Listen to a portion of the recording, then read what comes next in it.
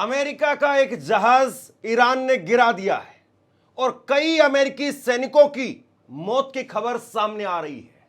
इस खबर पर बात करेंगे। यह अमेरिका का बहुत बड़ा जहाज था और हवा में ही रिफ्यूलिंग करने का काम करता था।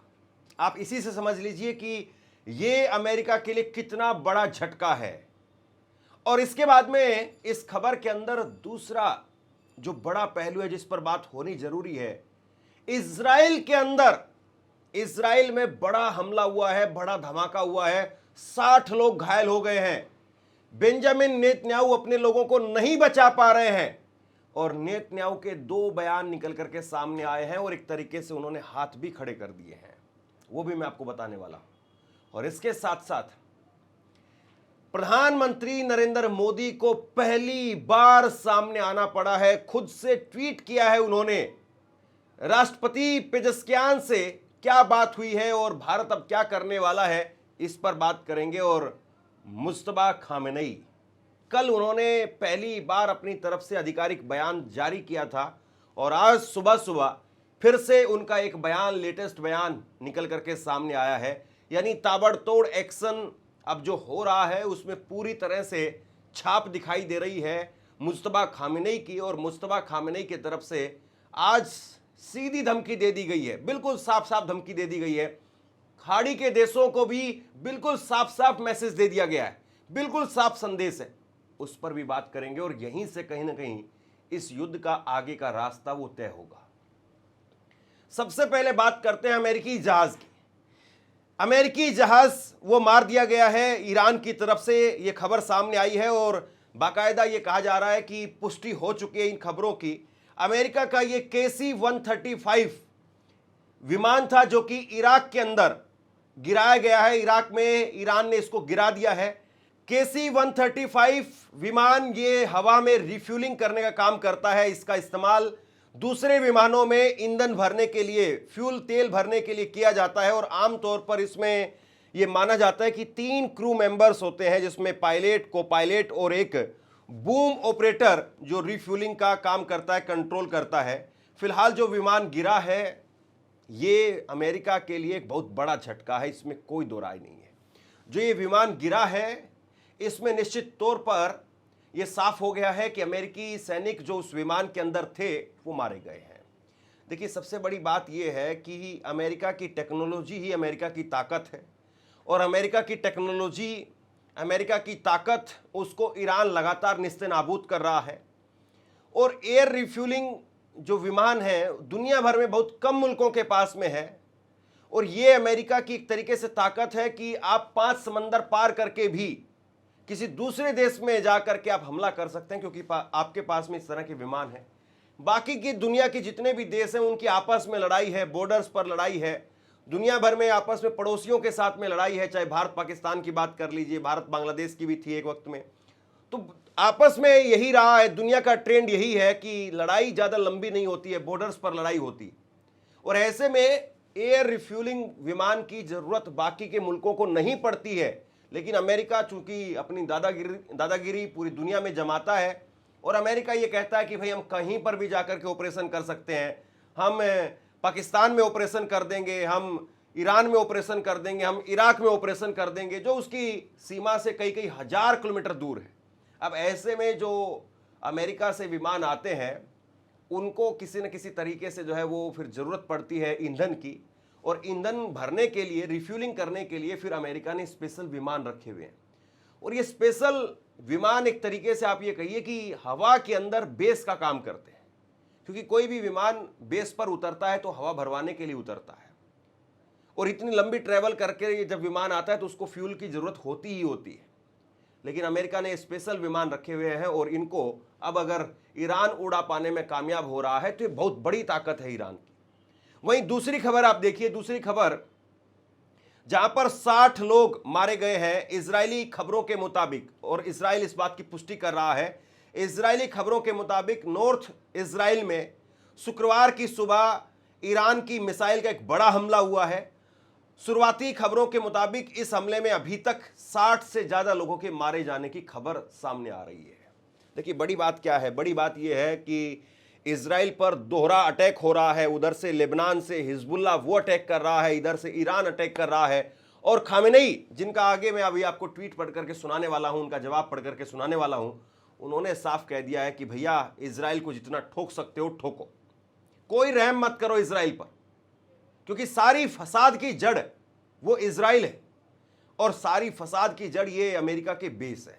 ये मुस्तफा खामेनेई की तरफ से साफ कर दिया गया है। और अब जो हमले हो रहे हैं वो इजराइल पर बहुत जोरदार तरीके से हमले हो रहे हैं। और पिछली बार जब 12 रोजे की जंग हुई थी, आज 14वां दिन है इस जंग का, पिछली बार जब 12 रोजे की जंग हुई थी तभी इजराइल ने हाथ खड़े कर दिए थे और इजराइल ये कहने लगा था कि साहब किसी तरीके से छोड़ दीजिए, हमें निकल जाने दीजिए, हम यहां से इस जंग से निकलना चाहते हैं। तभी इजराइल जो रोने लगा था। और इस बार तो दुगनी ताकत से ईरान जो है वो मार कर रहा है, हिजबुल्लाह वो भी साथ में आ गया, पिछली बार हिजबुल्लाह भी नहीं था। और बाकी के खाड़ी देशों में हमला करके ईरान ने एक तरीके से जो मनोबल है वो गिरा ही दिया है। इजराइल के अंदर से लोग छोड़ करके भाग रहे हैं क्योंकि उनके पास में 2-2, 3-3 देशों की सिटीजनशिप है, वहां की नागरिकता है, इसलिए वो छोड़ करके भाग रहे हैं। तो इजराइल पर बहुत बड़ा संकट है इस वक्त में। और ऐसे में अगर 60 लोग वहां पर घायल हुए हैं तो जो भगदड़ है वहां से लोगों के छोड़ करके जाने की वो और बढ़ेगी, निश्चित तौर पर बढ़ेगी। और ये इजराइल के लिए, नेतन्याहू के लिए, उनके सरकार वहां पर चलाने के लिए आप ये कह सकते हैं कि एक बहुत बड़ा झटका है, क्योंकि उनके खिलाफ लगातार बगावत का बिगुल वहां पर सुनाई दे रहा है और बहुत मुश्किल होने वाला है उनके लिए। अब ऐसे में मुस्तफा खामेनेई का एक बयान मैं आपको बता देता हूं और उसके बाद में नरेंद्र मोदी ने क्या कहा है उस पर चर्चा करते हैं। मुस्तफा खामेनेई, उनकी तरफ से क्या कहा गया है वो भी आप सुनिए। मुस्तफा खामेनेई ने अभी सुबह कुछ देर पहले उनकी तरफ से एक बयान जारी किया गया मुस्तफा खामेनेई की तरफ से, और जिसमें मुस्तफा खामेनेई वो कह रहे हैं कि मैं क्षेत्रीय देश यानी जो खाड़ी के देश हैं उनके नेताओं को सलाह देता हूं कि वो उन अमेरिकी ठिकानों को जल्द से जल्द बंद कर दें, क्योंकि उन्हें अब तक यह जरूर समझ में आ गया होगा कि सुरक्षा और शांति सुनिश्चित करने के बारे में अमेरिका के दावे झूठ के सिवा और कुछ नहीं है। मुस्तफा खामेनेई वो साफ तौर पर कह रहे हैं कि भाई ये अमेरिका के बेस खत्म करिए, हम आप पर हमला बंद कर देंगे, एक भी हमला आप पर नहीं होगा, आप अमेरिका के बेस खत्म करवा दीजिए, बंद करवा दीजिए, इनका बोरिया बिस्तर समेट करके इनको बोलिए बाहर निकले। और ये आपको अभी भी समझ में नहीं आया है क्या?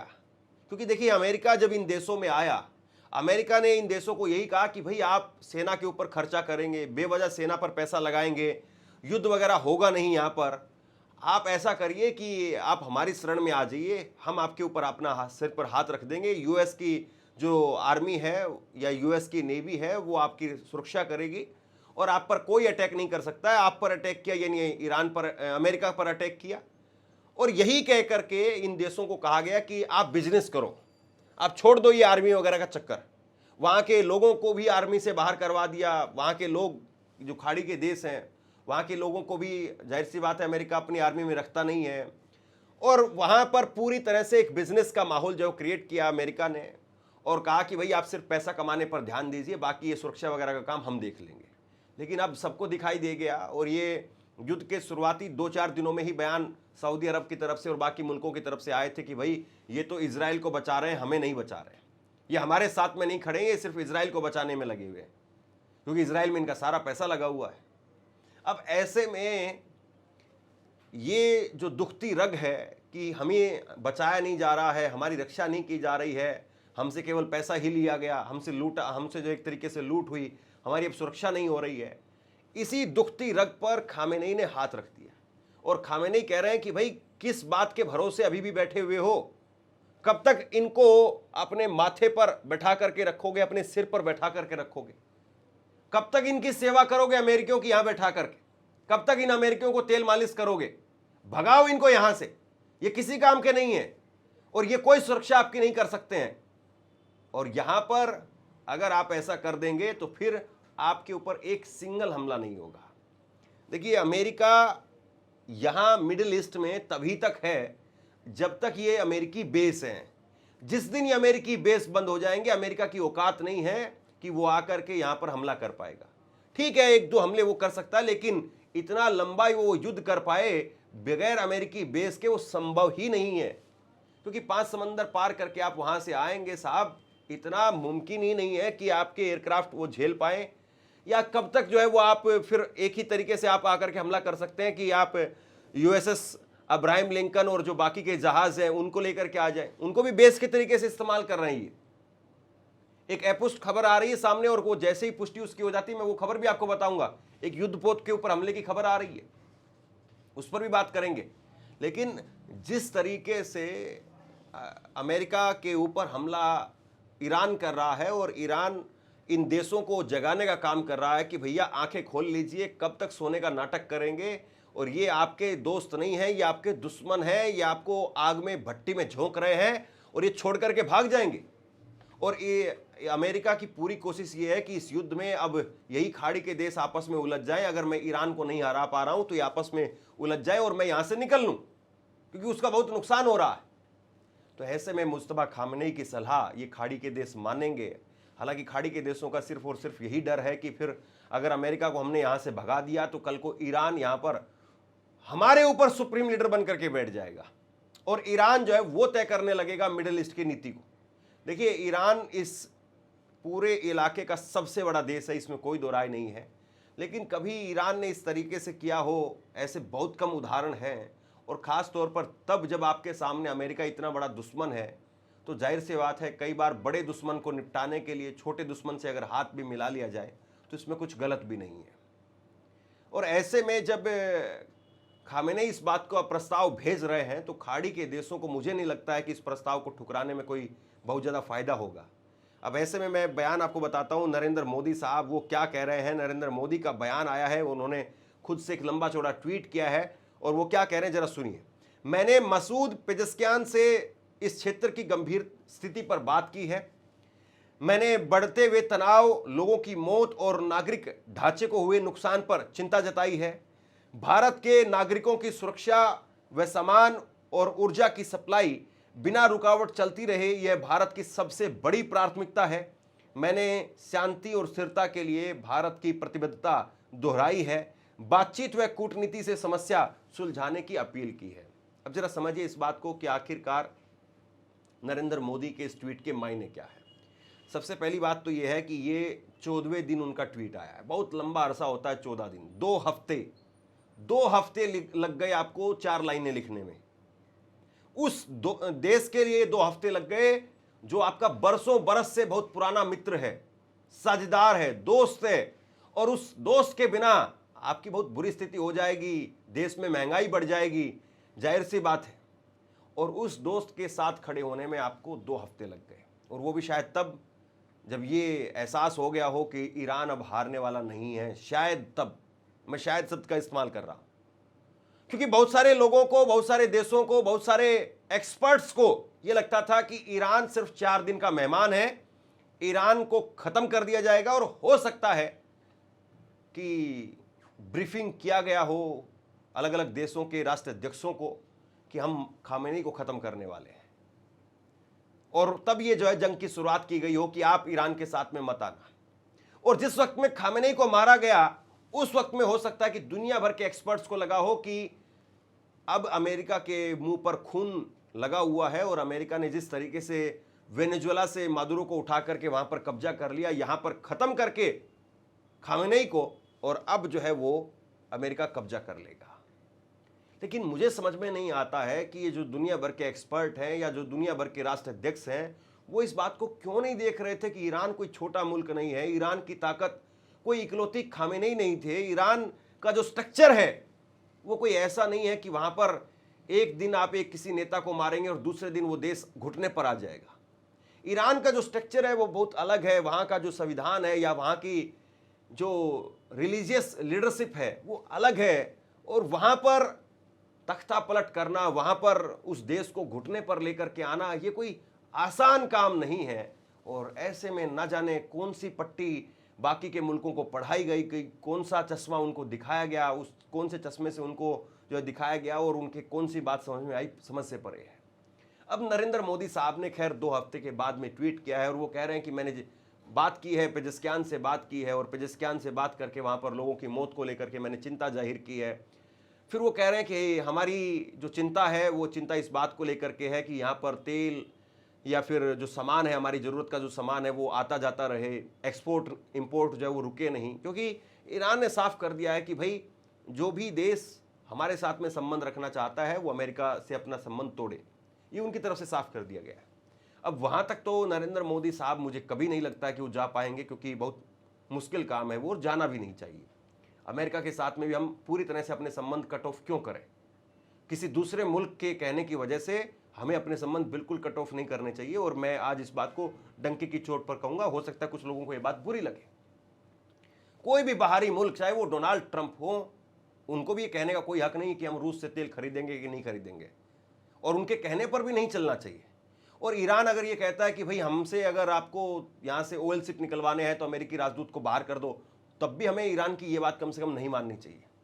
लेकिन ये जरूर है कि आपने जितना वक्त गुजारा, कहीं ना कहीं वो आपके ऊपर एक सवाल खड़े करके चला गया।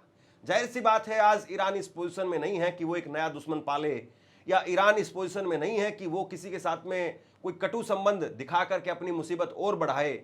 और भारत उसका जो पुराना साझेदार है, दोस्त है, उसके साथ में अगर आज अच्छे संबंध ना भी हों, लेकिन कम से कम बुरे संबंध ना हो, ईरान की कोशिश ज़रूर रहेगी। और ऐसे में नरेंद्र मोदी साहब का अब सामने आना कहीं ना कहीं एक मैसेज दिखाई दे रहा है कि वो चिंता जरूर कर रहे हैं उनके लिए, लेकिन चिंता कहीं ना कहीं अपने लिए हो रही है। आपको याद होगा 2 दिन पहले मैंने तस्वीर दिखाई थी, वहाँ पर इराक से एक ऑयल शिप आ रहा था, और उस ऑयल शिप को ईरान की तरफ से ये कहा गया कि उस पर बमबारी हुई है, और उसके बाद में उसमें 3 लोगों की, 3 क्रू मेंबर की जान चली गई। और वो गुजरात के कांधला पोर्ट पर वो ऑयल शिप जो है वो आ रहा था। तो ऐसे में सवाल खड़े हो गए, और कल जो है वो रणधीर जायसवाल, भारत विदेश मंत्रालय के जो प्रवक्ता हैं, उनकी तरफ से कहा भी गया, क्योंकि कल सारे चैनलों पर चर्चा चलने लगी कि भाई भारत के शिप जो है वो आ रहे हैं। और 2 तरीके से शिप चलते हैं, आप इस बात को भी समझिए। शिप की एक होती है ओनरशिप और एक होती है फ्लैगशिप। फ्लैगशिप का मतलब यह है कि उस शिप के ऊपर किसका झंडा लगा है, और ओनरशिप का मतलब यह है कि वो शिप कौन सी देश का है, उसकी कंपनी, जो मूल कंपनी है वो कहाँ की है, उसका जो मालिक है वो कहाँ का है, वो ओनरशिप में जो काउंट होता है। लेकिन फ्लैगशिप का मतलब यह है कि जैसे कोई बस जो है वो आपने ली, मान लीजिए कि राजस्थान से मैंने कोई बस खरीदी है, और मैं उसको अब दिल्ली का परमिट लेकर के और दिल्ली में उसको मैं चला रहा हूं, या हरियाणा का परमिट लेकर के मैं उसको हरियाणा में चला रहा हूं या यूपी में चला रहा हूं, तो मेरे पास में जो परमिट है वो यूपी का है। अब यूपी की सरकार मुझे रोक नहीं सकती है, मुझे जो है वो एक्स्ट्रा टैक्स नहीं देना पड़ेगा, क्योंकि मैंने परमिट बाकायदा ले लिया है। मेरी बस नंबर जो है वो राजस्थान है, आरजे लिखा हुआ रहेगा वहां पर, लेकिन मैं यूपी में चला सकता हूं उसको। ये हो गई फ्लैगशिप की कंपनी कहीं और की है, मालिकाना हक कहीं और है, लेकिन वो भारत के साथ में है। भारत की फ्लैगशिप जो है, भारत का झंडा लेकर के वो जहाज चल रहा है, भारत के साथ में टाई अप है। तो 2 तरीके से शिप जो है काम करते हैं, और जहां पर अटैक होता है तो अटैक के समय पर भी ये देखा जाता है कि ये कंपनी, जो ऑयल शिप कंपनी है, वो किसकी है, इसकी फ्लैगशिप किसके पास है, ओनरशिप किसके पास में। तो बहरहाल इस वक्त में नरेंद्र मोदी वो बात कर रहे हैं, तो ये चीज झलक करके सामने आ रही है, और दुनिया इस चीज को रीड आउट कर रही है। और मैंने हर बार कहा है, बिटवीन द लाइंस चीजों को जरूर पढ़िए। कहा जा रहा है, जो दिख रहा है केवल उसी को मत मानिए, जो बोला जा रहा है और जो दिखाया जा रहा है केवल उसी को मत मानिए। उसके बीच में क्या है, जो बीच में छोड़ दिया गया है, खबर वहीं पर होती है। 14 दिन बाद में बात हुई है, 14 दिन तक बात हुई नहीं थी, और 14 दिन के बाद में जो बात हुई है, इसके बीच में क्या चीज है, ये यहां पर आपको खबर मिलेगी। तो बहरहाल अब जो स्थिति है वो लगातार गंभीर होती जा रही है। खामेनेई, मुज्तबा खामेनेई की एंट्री के साथ ही ये बात बिल्कुल साफ हो गई है कि ईरान किसी प्रकार के समझौते के कोई मूड में नहीं है। और नेतन्याहू का बयान चलते चलते मैं आपको बता देता हूं। नेतन्याहू वो कह रहे हैं कि भाई हम लगातार हमला करेंगे, और लगातार हमला करके जिस तरीके से ईरान को हमने पहले ध्वस्त किया है, और जोरदार हमला करके हम खामेनेई को ख़त्म करेंगे, और ये वहाँ के लोगों को तय करना है कि वहाँ के लोग क्या चाहते हैं। इस तरह की बात अब खामेनेई की तरफ से जो कही जा रही है, नेतन्याहू की तरफ से कही जा रही है, खामेनेई को लेकर के, ईरान को लेकर के। कुल मिलाकर के बहुत मजबूत नेतन्याहू नज़र नहीं आ रहे हैं, और 2 दिन से तकरीबन ब्लैकआउट से हैं। वो जैसे वो बयान दे रहे थे, हर 2-4 घंटे में कुछ न कुछ उनका बयान आ रहा था, अब वैसा कुछ दिखाई नहीं दे रहा है। तो बहरहाल लगातार मेरी नज़र बनी हुई है, एक एक चीज़ छान छान कर आप तक लाने की कोशिश है। जो कुछ इस वक्त में खाड़ी देशों में हो रहा है उसको समेट करके आप तक पहुंचाने की कोशिश है। आप क्या सोचते हैं नीचे कमेंट बॉक्स में लिख करके जरूर बताइए। इस खबर को शेयर कीजिए। धन्यवाद। आपसे कुछ कहना चाहता हूं। आज के वक्त में पत्रकारिता करना कितना मुश्किल काम है, लेकिन अगर ऐसे में भी कोई आपकी खबर दिखा रहा है, कोई आपके मुद्दे पर बात कर रहा है, तो आपको भी उसका साथ देना चाहिए। अगर आपको लगता है कि मेरी पत्रकारिता सही है, मैं आपके लिए आपकी खबर वो दिखा रहा हूं, तो ऐसे में आप मेरा सहयोग कीजिए। आप इस वीडियो को जब लाइक करेंगे तो लाइक के साथ में ही एक थैंक्स का बटन आपको दिखाई देगा। उस थैंक्स के बटन पर आप क्लिक कीजिए और जो भी सहयोग राशि दे सकते हैं वो दीजिए। दूसरा, आप चैनल को ज्वाइन कर सकते हैं और चैनल को ज्वाइन करके भी मुझे मदद कर सकते हैं।